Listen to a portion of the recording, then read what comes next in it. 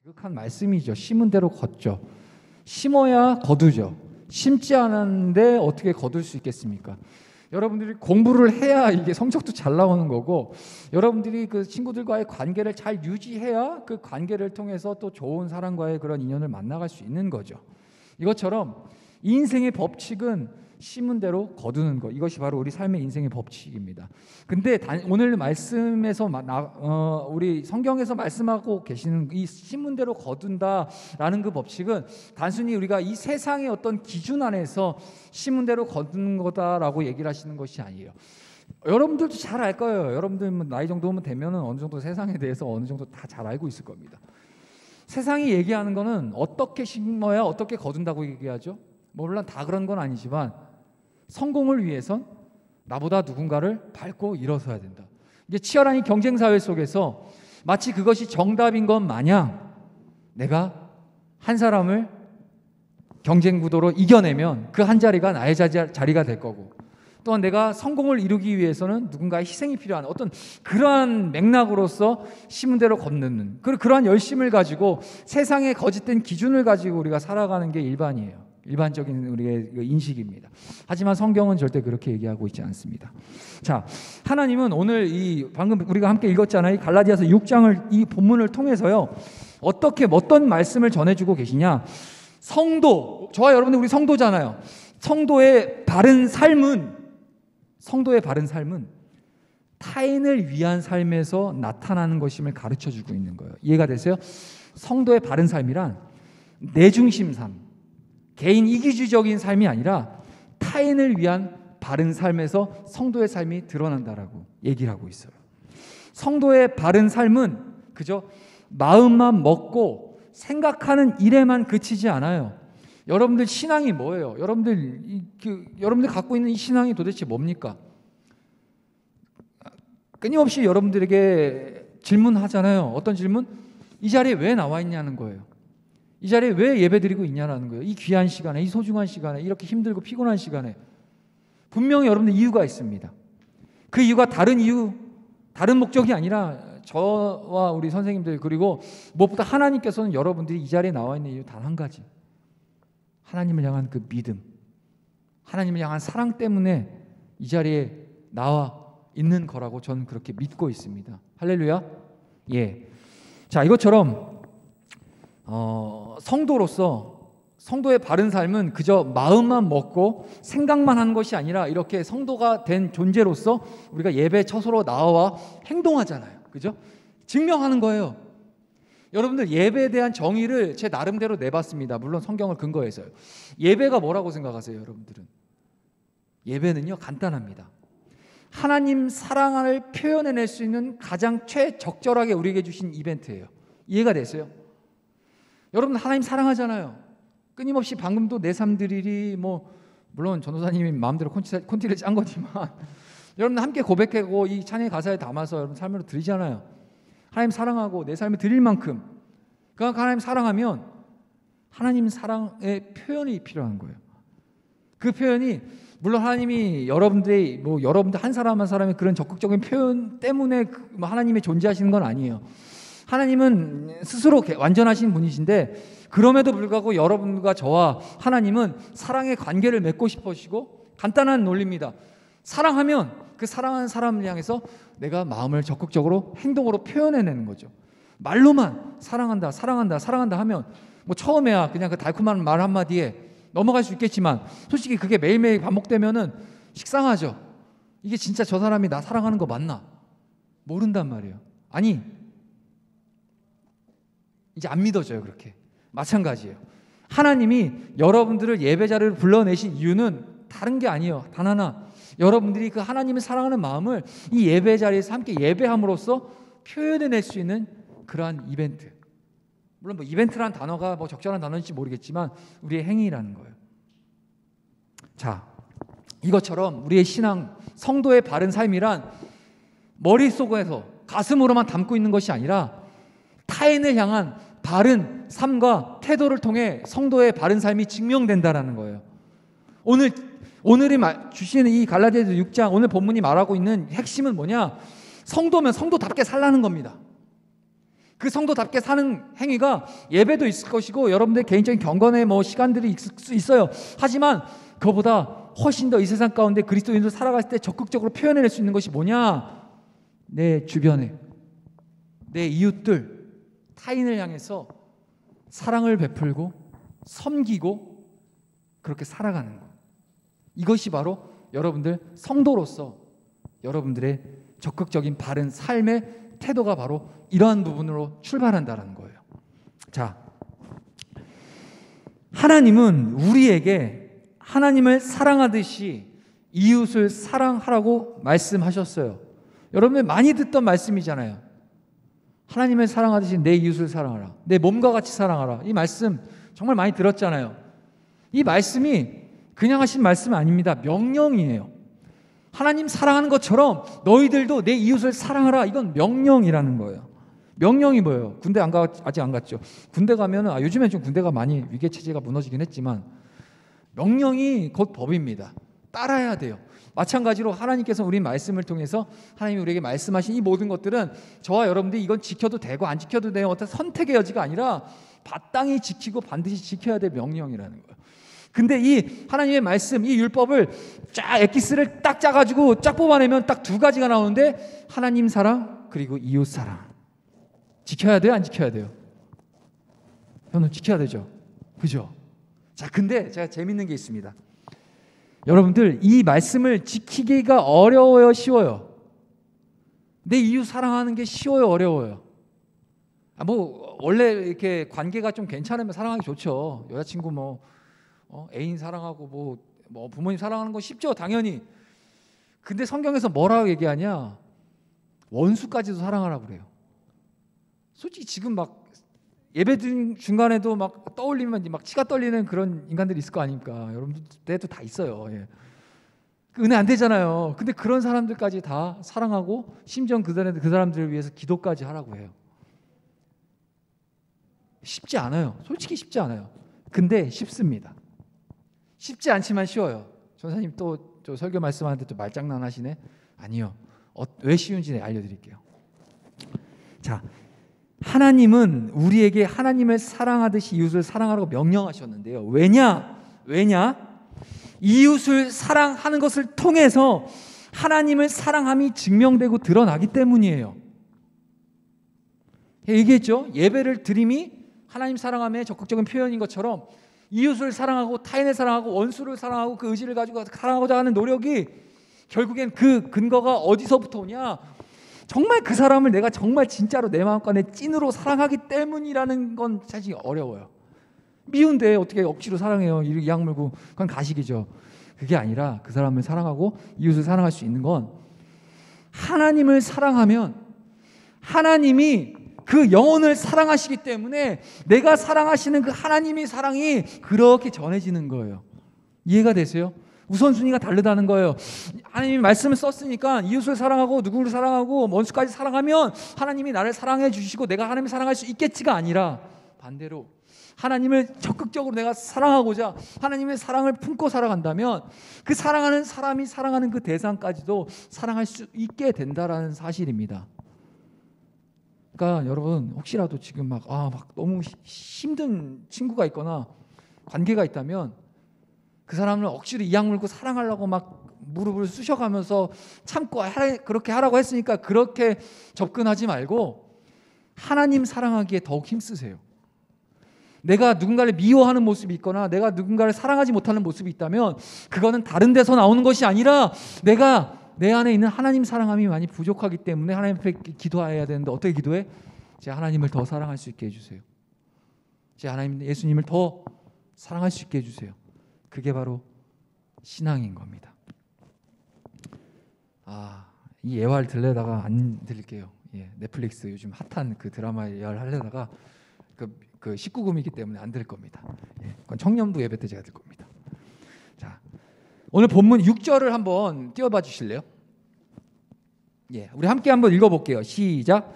가르침을 받는 자는 말씀을 가르치는 자와 모든 좋은 것을 함께하라.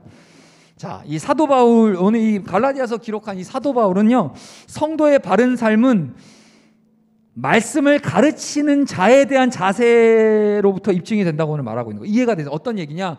제가 누누이 설교 지금 방금 초반에 하나님을 사랑하는 그 표현이 이웃과 타인을 사랑하고 그들과의 바른 관계로부터 그 신앙이 증명된다고 했죠. 얘기했죠.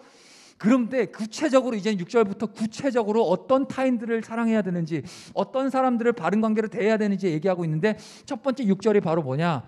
말씀을 가르치는 자와 모든 좋은 것을 함께하라고 하세요. 뭐 사실 되게 부끄러운 얘기예요. 왜냐하면 제가 여러분들에게 말씀을 가르치는 자는 저거든요. 그러니까 마치 막 제가 막 자기가 막 이렇게 있어갖고 저 좀 사랑해 주세요, 약간 이런 얘기를 여러분들에게 하는 것 같아서 되게 좀 쑥스럽긴 한데, 그건 인간적인 마음이고 하나님의 말씀이 이렇게 기록하고 있습니다. 성경 말씀, 하나님의 그 진리를 가르치는 자에 향해서 가장 모든 것, 좋은 것으로 함께하라는 거예요. 모든 좋은 것을 함께하라. 심플하게 얘기하면 여러분들이 가장 좋은 것을 함께 나누고 섬기고 그러라는 거예요. 자, 여기서요, 이 6절에 가르침을 받는다, 그리고 뒤에 이제 가르치다 이게 사용된 동사가 있어요. 그 원어 동사가 있는데요. 뭐 카타케인 뭐 이건 알 필요 없고, 이 원어 동사가 있는데 이 동사는 어떤 의미가 있냐? 주로 체계적인 가르침을 나타내고자 할 때 사용되는 동사예요. 이해가 되세요? 어떤 사람들을 가르치는 자를 어떤 얘기를 하고 있냐? 어떻게 가르치냐? 체계적으로. 어떤 체계? 매주 주일날 여러분들이 말씀을 가르치고 말씀을 나누고, 뭐 저뿐이 아니죠.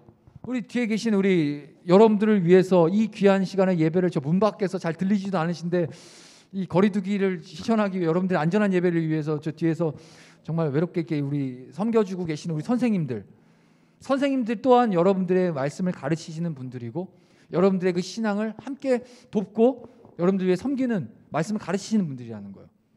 그러니까 이런 말씀을 가르치시는 분들과 함께 모든 좋은 것을 함께 하는 것, 이것이 하나님께서 말씀하시는 바른 신앙인의 태도, 바른 신앙인의 삶이라는 사실입니다. 여러분 기억하세요.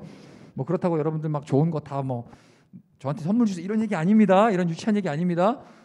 여러분들의 마음이 왜 가르치는 자에게 왜 이러한 마음을 가져야 되느냐? 간단합니다. 바로 이 가르치는 것이 뭐냐? 말씀이기 때문이에요. 제가 여러분들에게 다른 거 가르칠 수 있을까요? 저 여러분들 수학 못 가르쳐요. 제가 여러분들 과학 못 가르쳐요. 여러분들에게 저 수능 못 가르쳐요. 저는 여러분들처럼 그렇게 공부 열심히 못했거든요, 솔직히. 근데 저는 여러분들에게 하나님의 말씀을 목숨을 걸고 가르칠 겁니다.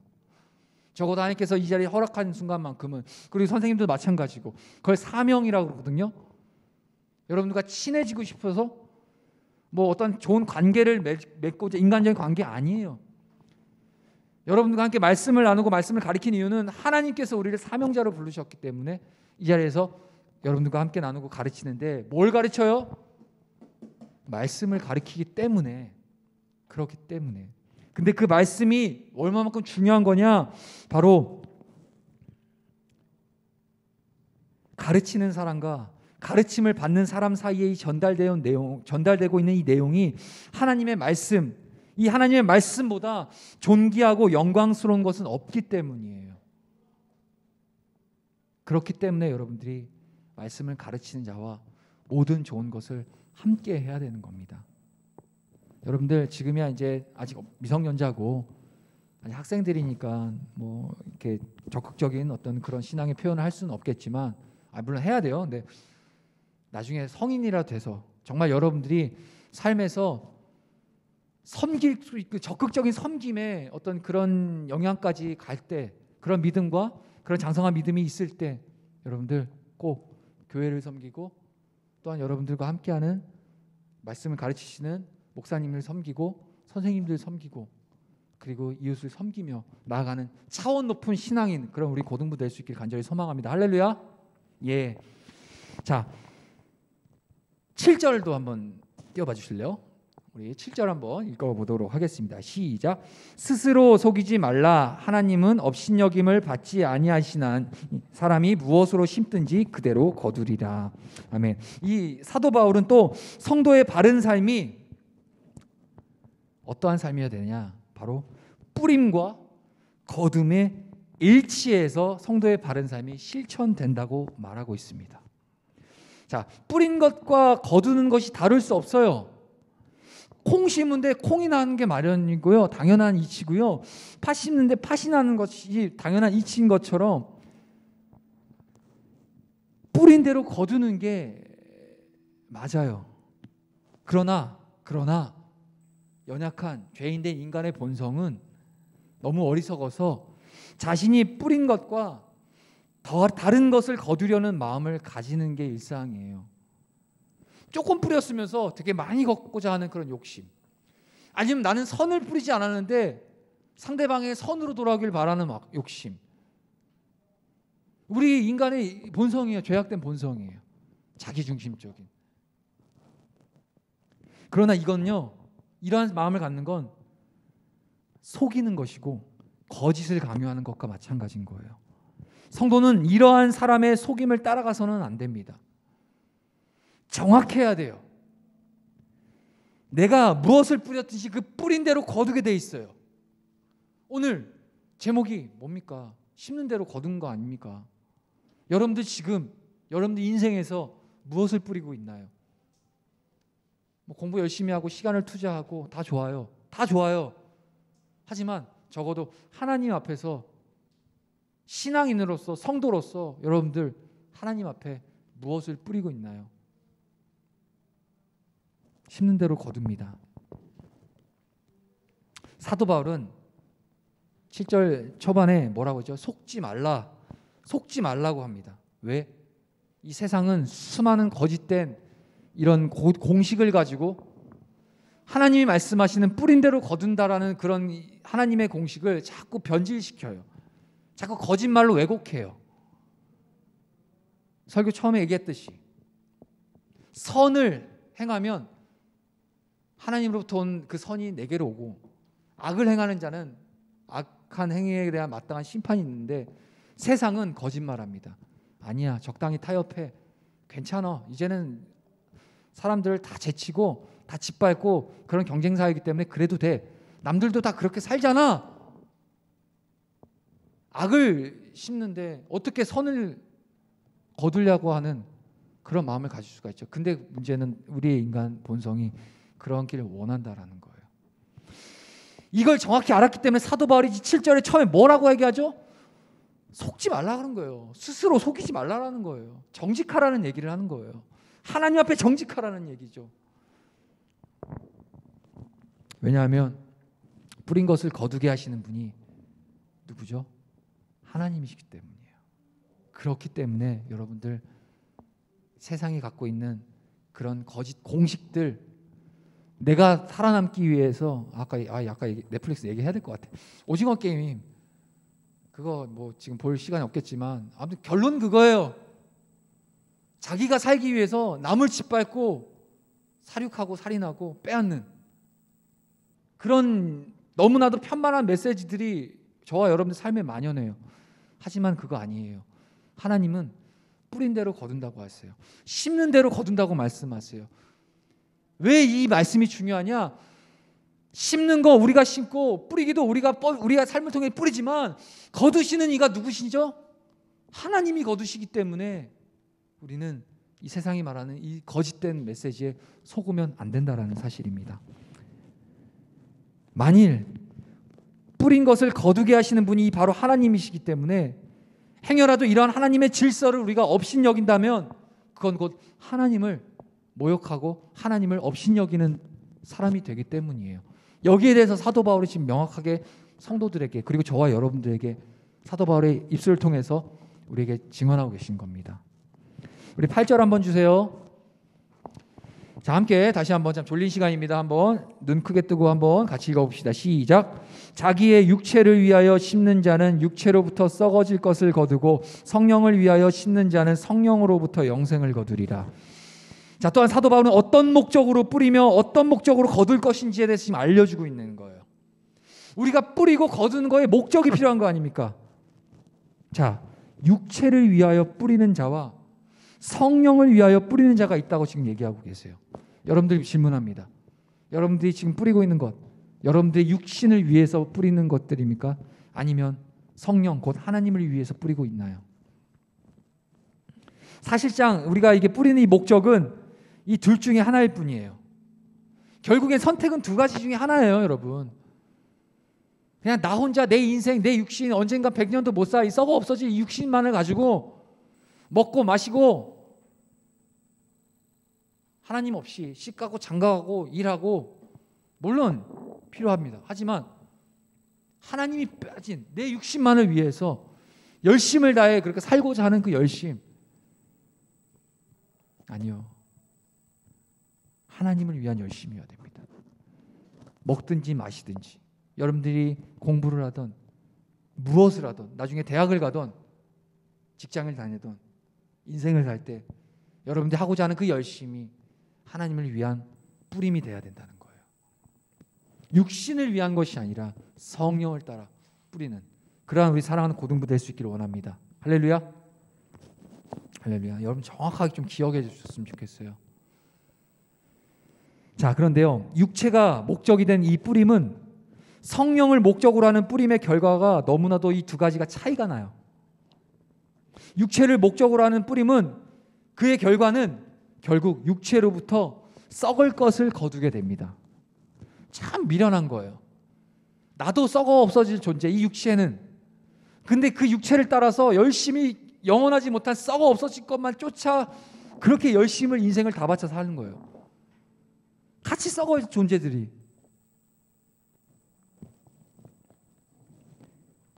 육체의 뿌림은 그 보답이 그저 육체로부터 나오는데 그것은 결국 썩을 것 외에는 거둘 것이 없어요.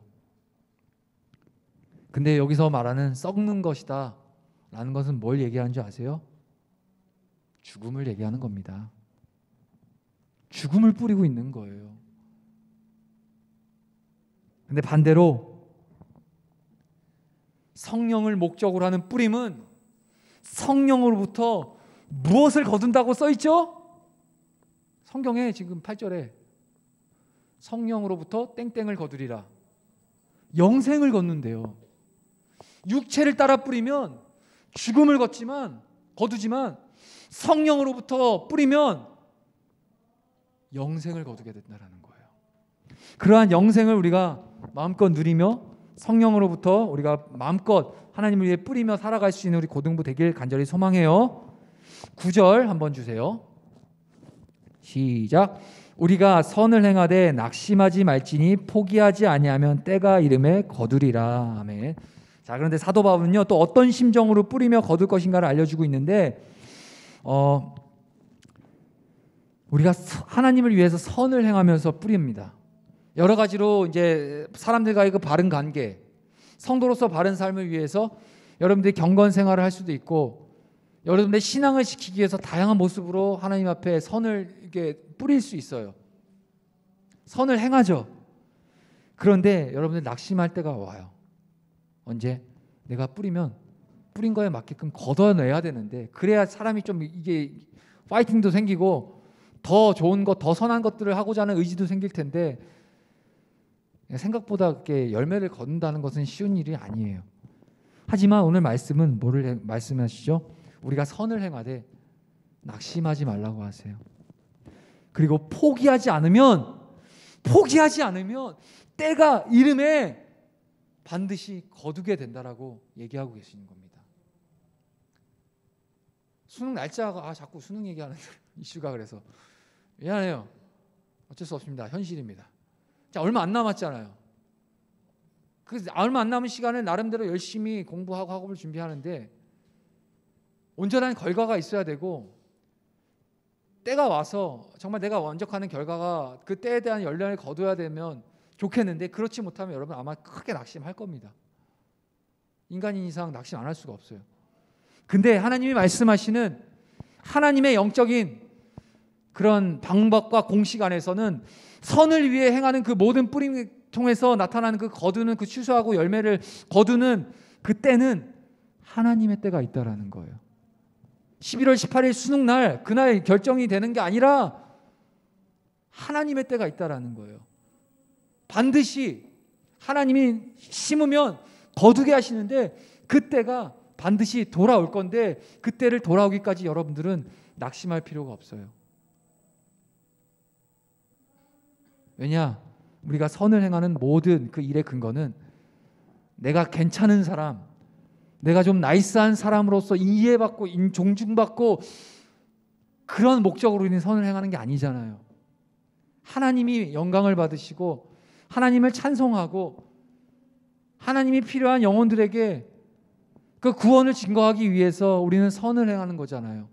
그렇기 때문에 우리가 그 열매를 거두지 못하는, 때가 와도 거두지 못하는 것에 대해서 우리는 낙심하거나 상실할 필요가 없는 거예요.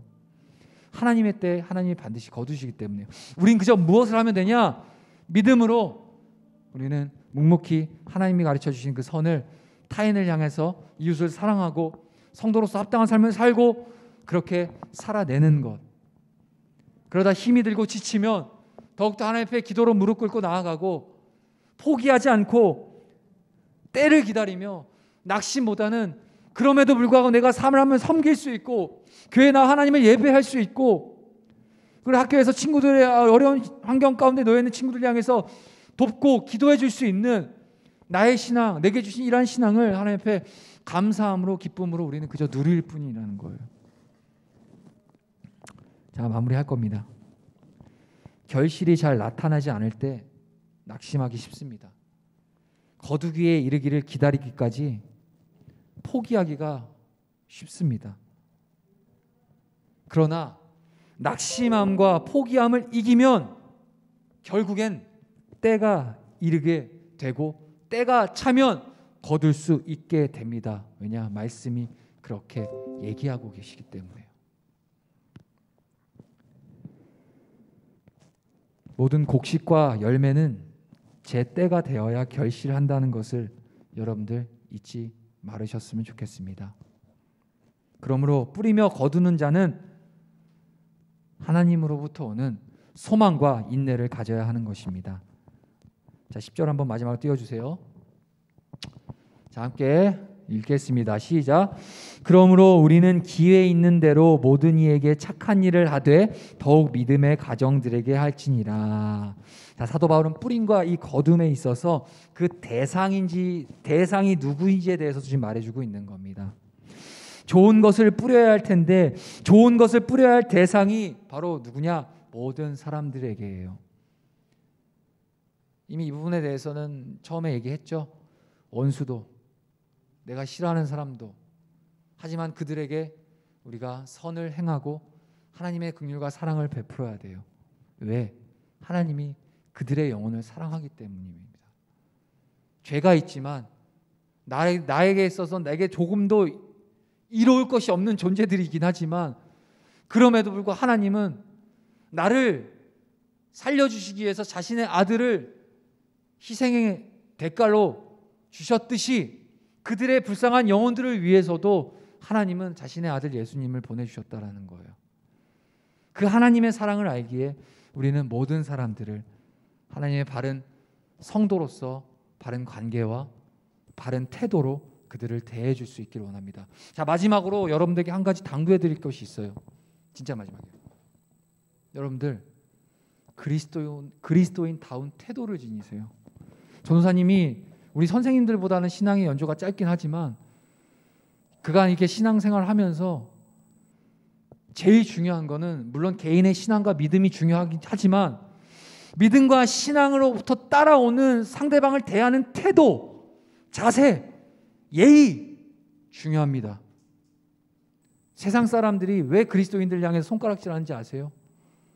예수님은 믿고 예수님은 대단하시고 예수님은 훌륭한 분인 거 아는데 그 예수님을 믿는 사람들이 예수님답게 살지 못하는 모습이 보이니까 그러니까 세상 사람들이 교회를 싫어하고 교회 다니는 사람들을 싫어하는 겁니다. 여러분 부탁입니다. 먼저 성도다운 태도를 지니세요. 더 배려하고 더 웃어주고 더 수용해주고 더 포용해주는 그러한 하나님의 귀한 자녀들 될 수 있기를 간절히 소망합니다. 기도하겠습니다. 하나님 감사합니다. 오늘도 짧은 시간이었지만 하나님의 말씀, 아주 명확한 하나님의 말씀을 증거해 주셨습니다. 이제는 우리가 바른 성도다운 삶을 살아갈 때 중요한 몇 가지 요소들을 오늘 들었사오니, 하나님을 사랑하기에 우리가 모든 사람을 사랑하고 내 이웃과 내 형제 그리고 교회 지체들을 사랑하며 나아갈 수 있는 그런 마음 가지고 살아갈 수 있도록 우리 사랑하는 고등부 한 사람 한 사람 주님 붙잡아 주시옵소서. 감사드리며 예수 그리스도의 이름으로 기도합니다. 아멘. 우리